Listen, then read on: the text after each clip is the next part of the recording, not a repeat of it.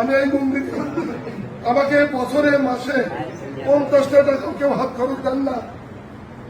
আমার পরিবার থেকে আরম্ভ করে সমাজ থেকে আরম্ভ করে প্রত্যেকের কাছে ম্যাডাম, যে জায়গায় আমাকে অপমান করলেন সেই জায়গায় আপনার আমার গার্জিয়ান, আমার বয়োজ্যেষ্ঠ হিন্দু, প্রতিদিন ট্রেনের কাছে যেতে হবে ধর্মের জন্য, কাজের জন্য, সম্পত্তির জন্য, খালিদের জন্য।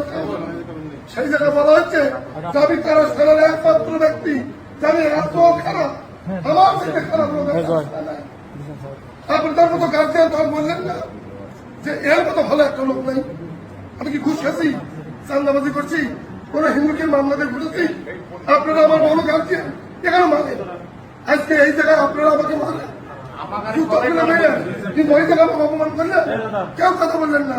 আর দাদা একটা কথা বলছি, তোমার মন মতো লোক না যারা তোমার বক্তার কথা বলছে, তুমি কথা কম কাও, ঠিকই বলছেন। একজনের তপর বিরুদ্ধে কথা বলবে না, আবার অনেকে বলা থাকবে যদি ভিডিওর মধ্যে তপ থাকে ওই আমাকেই কথা বলতে হয়। এটা বলছেন দাদা, এটা সঠিক কথা। যতটা প্রতিবাদ করলাম, যতগুলো হিন্দু আসছিলেন, একজনের মাথা নেই, ভিডিওর মধ্যে কেউ নেই, সব কেউ নিয়ে সরকার আমরা পাইছি। আমি জিজ্ঞাসা করছিলাম, একজন বলছেন ওই তপদা ভিডিও করে দেখা নেই, আমার খবর আছে।